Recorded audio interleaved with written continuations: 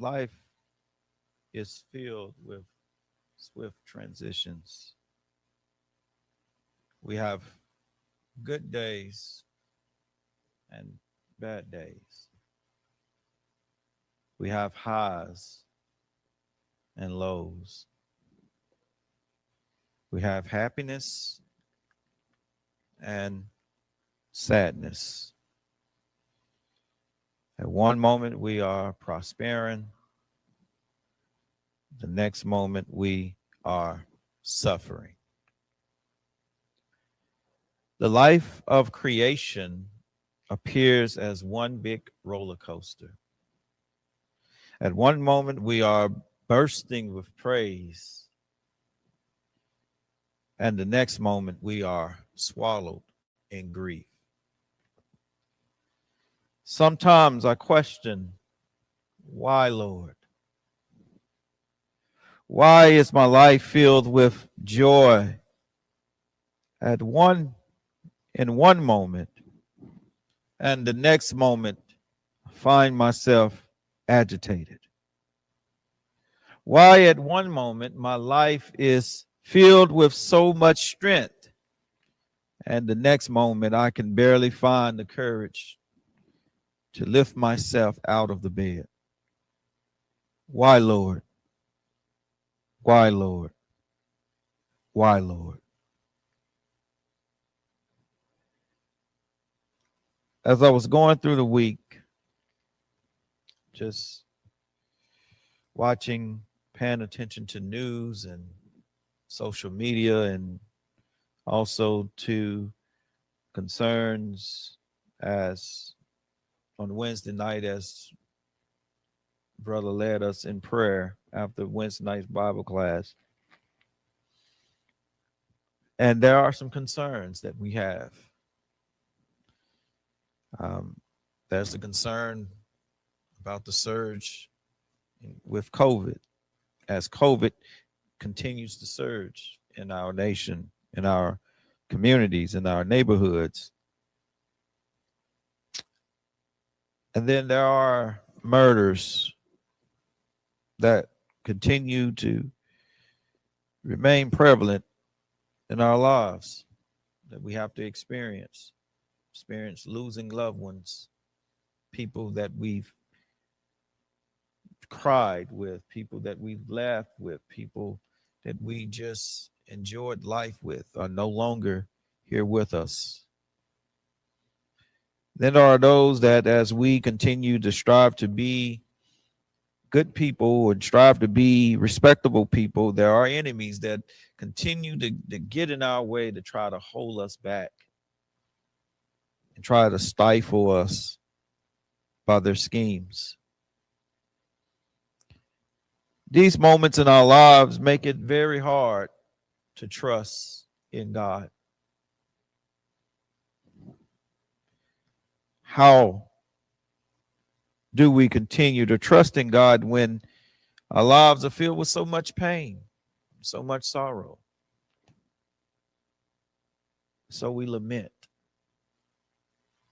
We lament because our world is being reoriented, meaning that there's things that are happening that is changing our direction. The change, this reorientation, is that the change brings a reset to attitudes and beliefs about who are we and where we are heading. Psalm 3 here captures an intense moment in Israel's history. The people are having a reorientation as they draw upon a moment in David's life. The psalm opens up by letting us know that this is the Psalm of David when he fled from Absalom. And if we know the story in 2 Samuel chapter 13 through 19, we read about David and his encounter with his son Absalom. 13 rather, sets up the scene of the Absalom narrative in 14 through 17. And so as we read that, this is a very intense moment, a very anxious moment in David's life. David has lost his firstborn. David's daughter is raped by David's son, Amnon.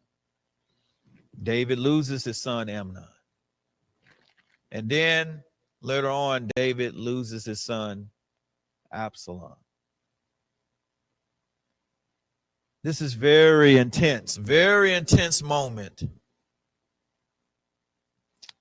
And through this intense moment, through this morning, David had to go on the run for his life. So no time for mourning, where I can imagine in these moments, David, why, Lord? Why, Lord? As he reflects back on the incident with Bathsheba and Uriah. This psalm starts with a lament. And you can feel the anxiety and the emotion of David's experience. The psalm says, "Oh Lord, how many are my foes? Many are rising against me. Many are saying of my soul, there is no salvation for him in God." You see, this psalm of poetry, the psalm of worship, the psalm of this, it's an unusual psalm, because instead of this burst of praise, it's this burst of lament. You see, the psalmist uses these equivalences of many, many, many to draw us in to this lament. The psalmist doesn't want us to skip over the fact that David is lamenting. The psalmist doesn't want us to just go on and read into to start with verse 3 and read on down. But the psalmist wants us to take time to reflect on this lament, to absorb what is going on, so that we can move ourselves into feeling the agitation that David is feeling. David is having a moment here. His soul is agitated because his enemies expect to have prosperity over him, because they figure that he is on the run because Yahweh has removed his veil of protection from him. David's soul is tormented, for he says, "Oh Lord, how many are my foes? How many are rising against me? How many are raising or are saying of my soul, there is no salvation for him in God." But the psalm takes a U-turn. It takes a U-turn. It goes from lamenting to trusting. And where the trust, the source of the trust, is not in the individual, but the source of the trust is in Yahweh. David sees Yahweh as his shield. For verse 3 says, "But you, O Lord, are a shield about me.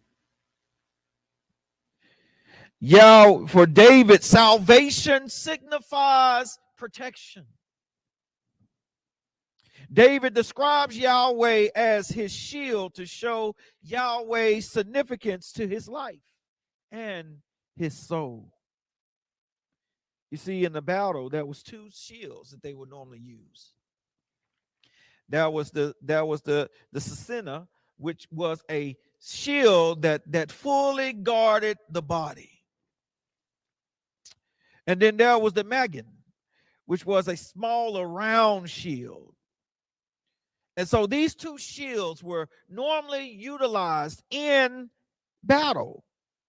But the word for shield that David is, or the psalmist is using here, is not the center, which is a fully protected, that fully protects the body, but is the Maggin, the smaller round shield.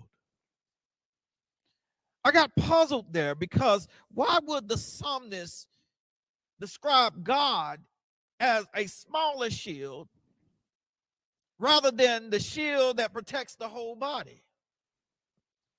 But then as I got to reading verse 1 and verse 3 again, the psalmist is playing on the thought.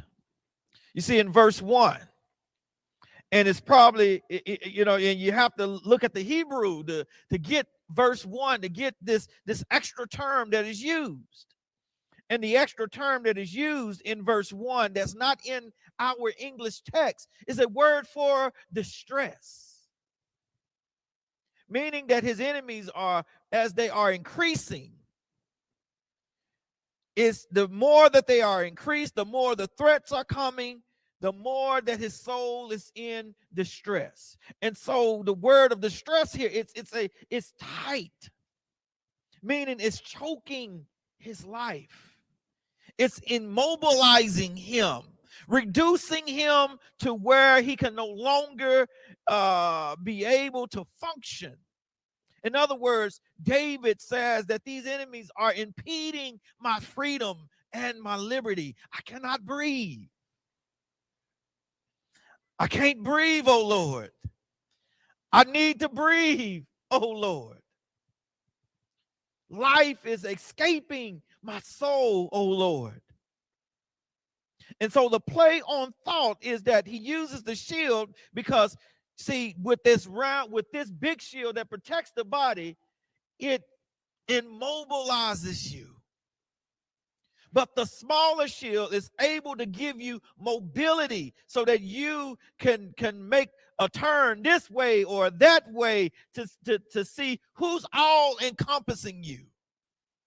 So the Lord is this shield that's round about him, that God is a mobilizing force, that if you connect yourself with God, God will mobilize you instead of immobilizing you.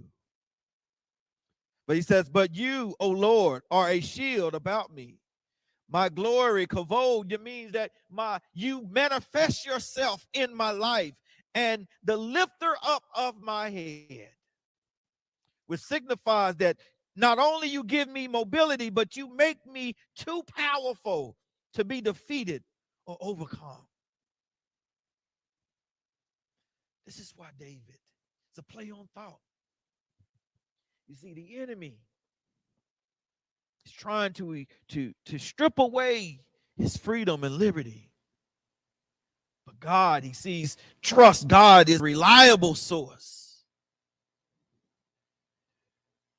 that he will overcome this.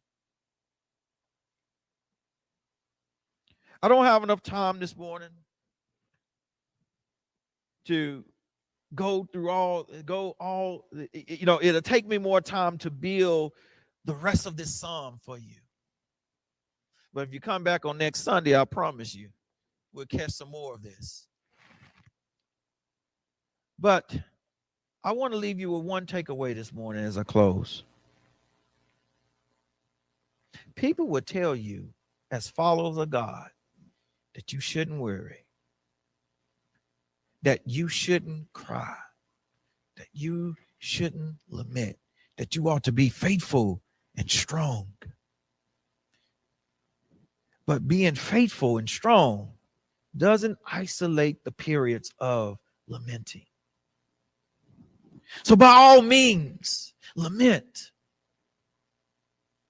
I believe God is calling us to a period of lament. Just look at everything that's going on in this community, everything that's going on in this city. We should be lamenting. So by all means, lament. But as you are lamenting, reflect on what God means to you. Seek out a way to describe who God is to you. You see, the psalmist describes God that you are my shield. So we have to find a way to describe who God is for us.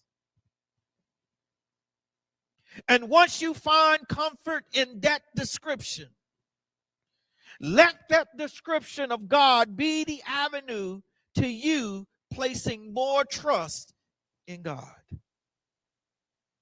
For some, God is like loved ones that have passed away, or the ancestors that through remembering them and their contributions to their lives, we find the strength to continue to fight and face the challenges of life. For some, God is the sun that gives the assurance that brighter days are possible after the clouds roll away. For some, God is the rainbow that assures them that a ray of hope will still somehow break through the storms of life. I'm saying to you this morning or this afternoon that once you find a way of describing God, let God through that thought give you the peace and comfort that you need. Let God through that thought or that description center your hearts and minds so that you will know that the Lord has established a zone of safety and security for your soul.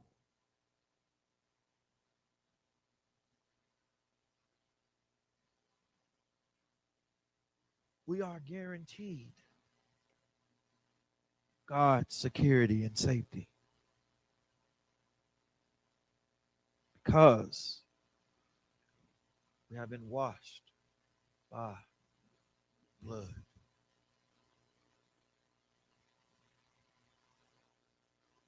This is not physical protection that David is talking about. But David says, my soul. This is not physical protection. This is inner protection. We need to understand something about God's love. God's love doesn't protect us from cancer. God's love doesn't protect us from getting COVID.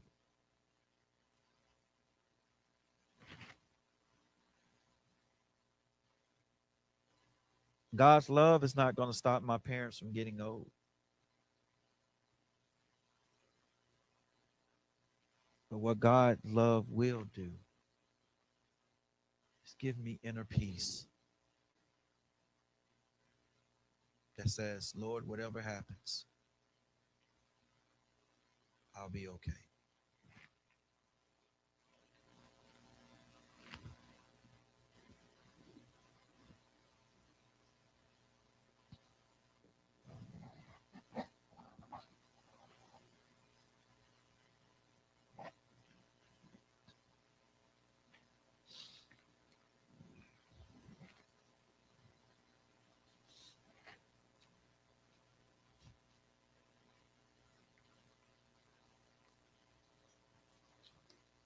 We'll be okay.